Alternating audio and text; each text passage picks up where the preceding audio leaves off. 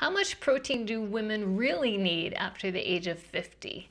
Stick around and we'll find out together.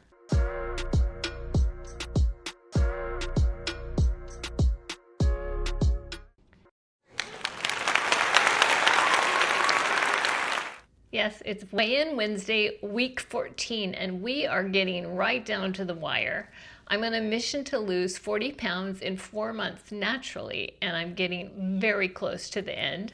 We'll see how I did this week. But first, our topic today is all about protein. We're going to cover why protein is essential as we age, how much protein we need at different activity levels, some easy and tasty protein options to keep our body healthy and strong, one of which I had never heard of and I'm very intrigued by. As we age, we can lose up to 1% of our muscle mass every year. In 20 years, that's 20% of our muscle mass. And that can lead to slower metabolism, weight gain, feelings of fatigue. Does any of that sound familiar? And it can also leave us susceptible to falls and other injuries. Protein helps us preserve muscle, it supports our immune system, and it even helps with hormone balance and skin health. In other words, protein is the building block our bodies need to stay strong, energized, and independent. So how much protein do we really need? If you're like me, you may have heard this number floating around, which was 1 gram of protein per pound of body weight. Now for a 150-pound woman, that is 150 grams of protein, which seems insurmountable to me, especially with this plan I'm on right now, which is 1 meal a day, definitely lean protein and very few carbs, but 1 meal a day, I'm never going to get 150 grams of protein in. Then I found out that that number is really mainly for bodybuilders, which makes a lot of sense because the more active you are and the more muscle you have, the more protein you need to support it. So let's find out some more reasonable numbers. The official guidelines for sedentary adults for the recommended daily allowance is 0.8 kilograms per kilogram of body weight. But since most of the people on this video call are probably more familiar with pounds, that equals about 0.36 grams of protein per pound. So a 150-pound woman would only need about 54 grams per day.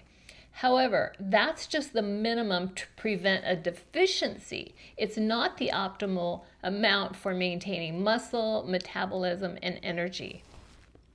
As you probably know, if you tune in on Weigh-In Wednesday, I am on a mission to lose 40 pounds in 4 months naturally, and I'm doing this through 1 meal a day intermittent fasting and through some longer fasts at times, and I'm doing very low carb. But do I miss carbs? When I break my fast, which means when I start refeeding and when it's time for me to eat again, the very first thing I go for is protein. My body craves it. I like these beef sticks because I can just pop one open and get 10 grams of protein immediately. And so I'll show you those in a little bit.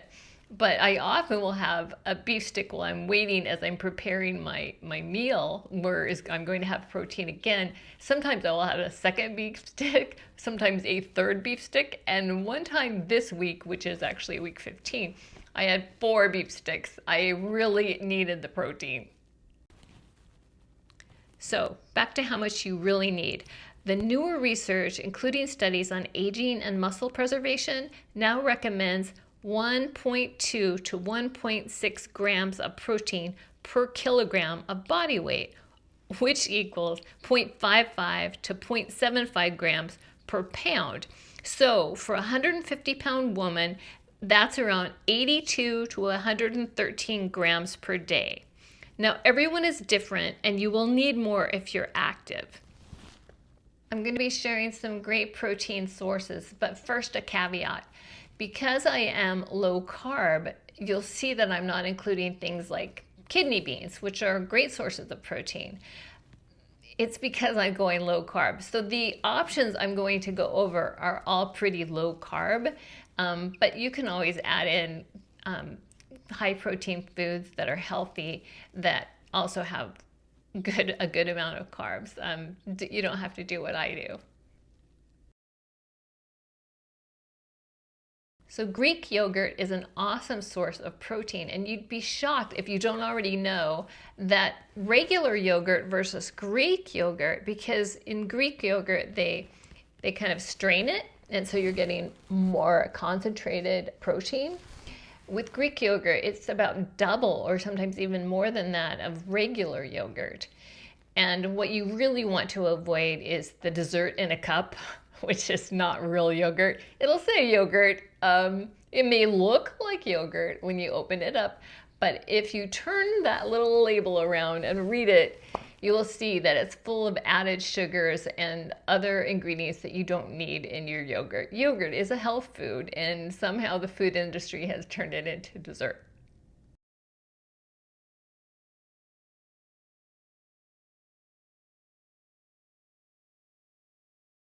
But if you do want dessert in a cup that's healthy, I have a great idea for you. I can't do it, I'm not doing it right now because I'm going low carb, and this does have some pretty good carbs in it, but it's super healthy. So you take a cup of Greek yogurt, you add a sliced banana or maybe half a banana, you add some cinnamon on top, and then you drizzle it with honey. And I told my dear bestie today, it's like having creme brulee, but that you don't have to feel guilty over. It is so delicious. If you try it, let me know, and I'll live vicariously through you. So hard-boiled eggs are another great protein source. Eggs in general are very low carb, and they have hardly any, and they're great sources of protein and vitamin D. You can have them scrambled or boiled or poached or fried or whatever you want. You know, when you fry them or you scramble them, you add a little bit of fat, but if it's good fat, it's not so bad for you. And they are complete proteins, and they contain all 9 essential amino acids. And that means they support your muscle repair, they help you feel full, which can help you control your appetite. They support metabolic health. They contain choline, which is a brain healthy. Plus, they have 2 antioxidants that I can't pronounce that support eye health. And this next one is one of my favorites. Whenever I'm trying to go low carb and I need to get my protein in, this is such an easy thing to do. It's 𝗪𝗪𝗄𝗃, and you can use any brand that's a quality brand, but I use 𝗪𝗪𝗄𝗃. And if you look on the back here, it says it has 110 calories per serving. 1 scoop is a serving. Calories 5, total fat 0.5, carbohydrates 2 grams, and a whopping 25 grams of protein, no sugar.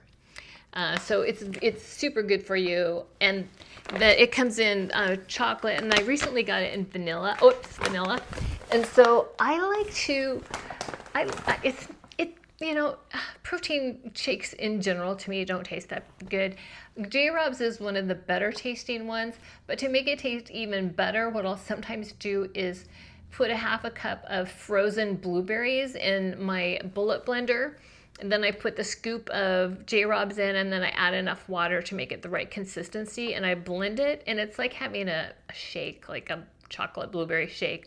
Or I'm just trying vanilla again. I had tried it a while back and I thought I liked chocolate better, but I'm getting a little tired of the chocolate.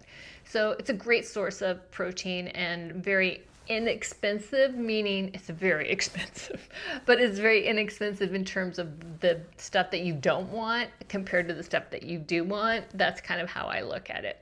Now, you may have heard something about whey isolate protein and that you should avoid it because it's overprocessed, but it really depends on the manufacturer. 𝗪𝗪𝗄𝗃 is known for being a very clean manufacturer, and they source ethically. So they get their milk products from pasture-raised cows who are not treated with RBGH. So it's clean. Do your research and just make sure you know what you're putting in your body.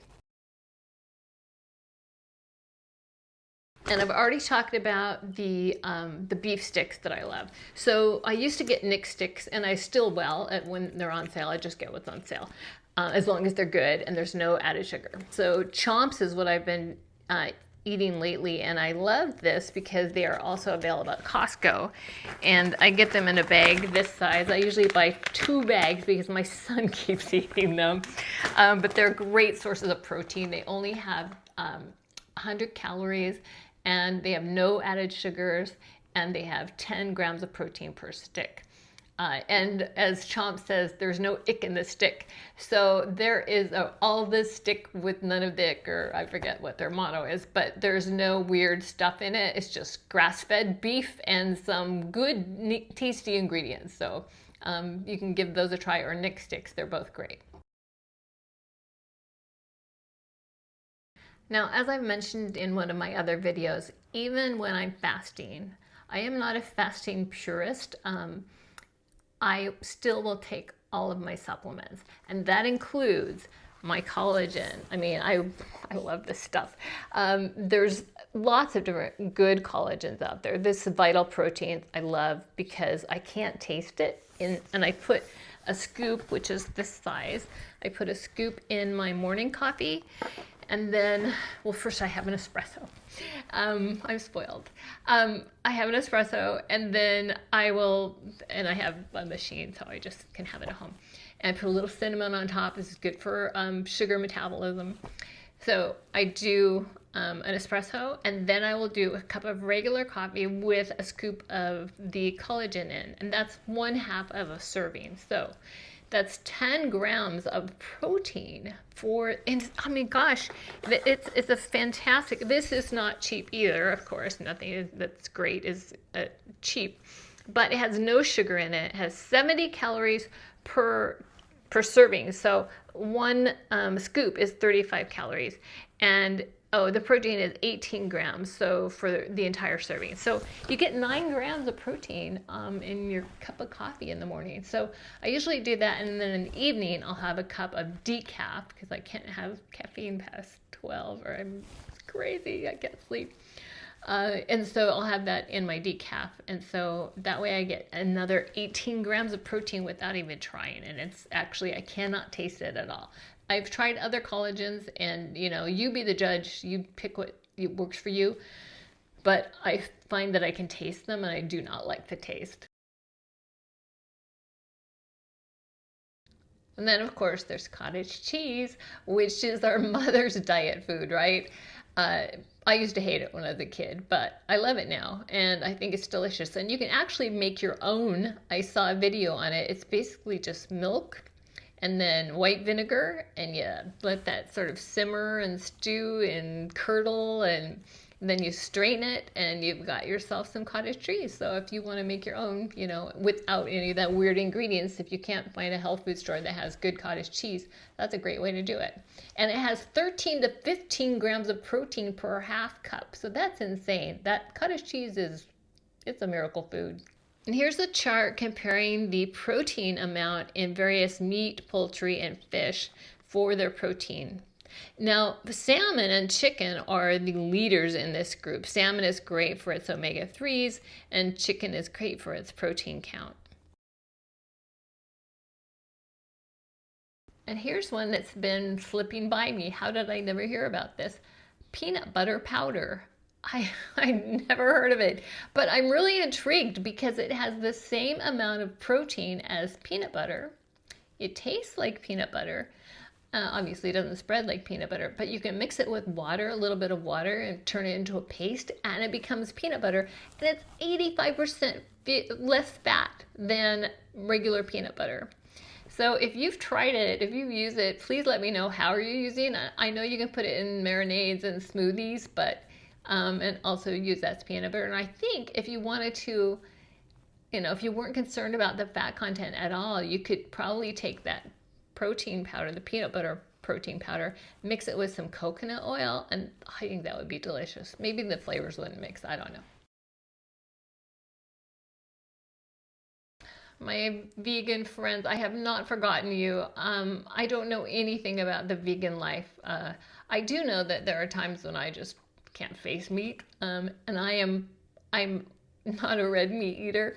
I will eat, sorry, cover your ears, vegans, but I will eat red meat for sure, but it has to be cooked to like shoe leather. I will go to restaurants and order filet mignon and have them butterfly it and cook it well on both sides. And men especially just really look down at me for that. I'm like, oh, what can I say? I can't eat something that if I can see the blood, I just won't do it.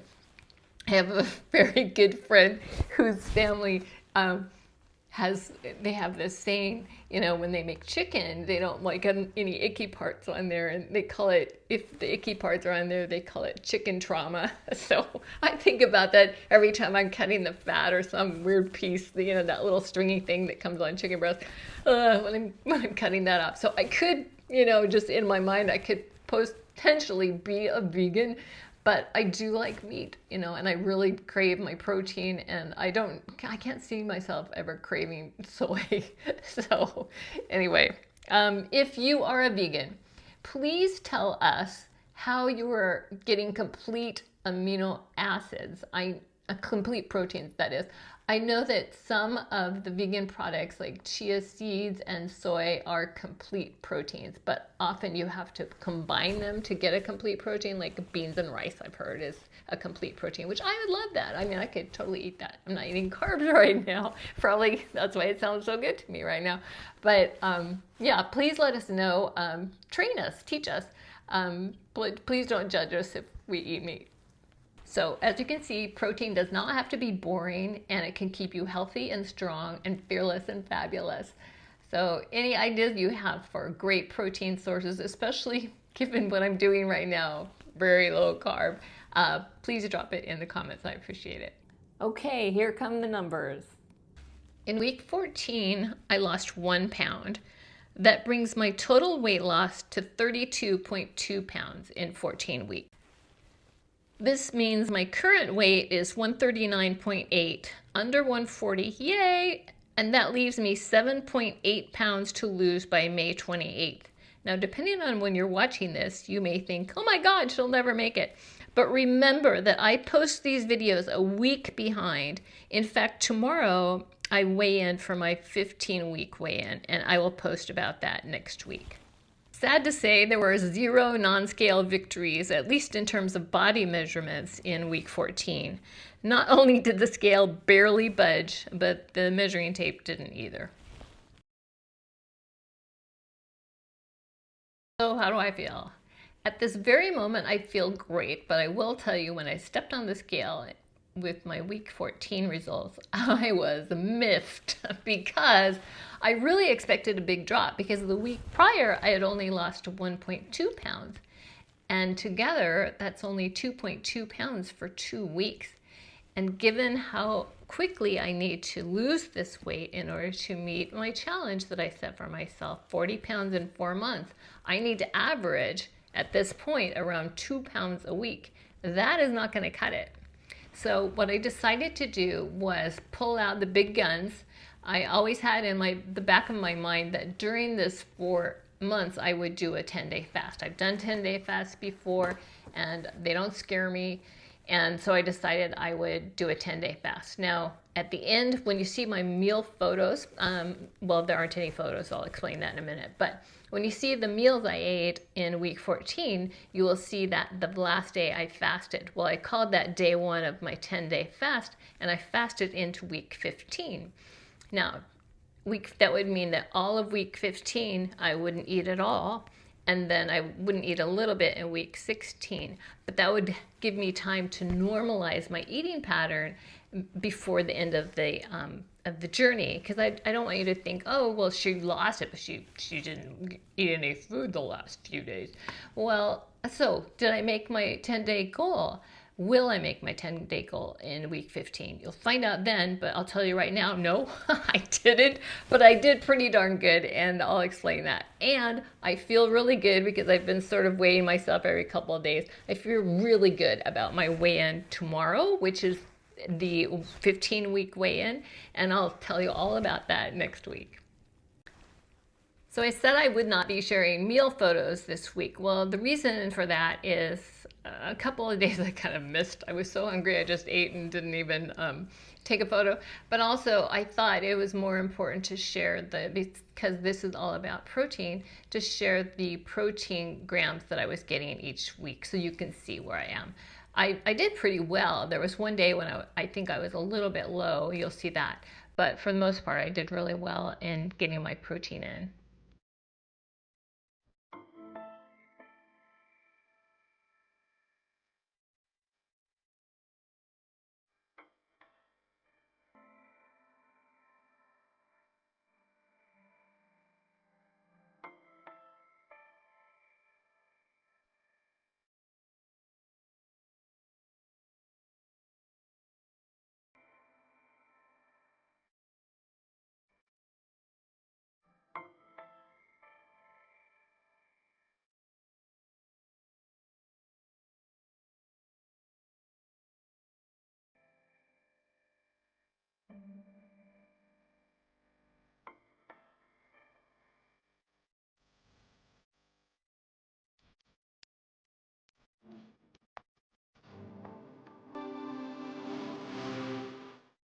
And of course, the usual disclaimer. I'm not a doctor and I don't even play one on YouTube. Before starting any weight loss program, discuss it with your health care provider. There, I covered the lawyers in the group.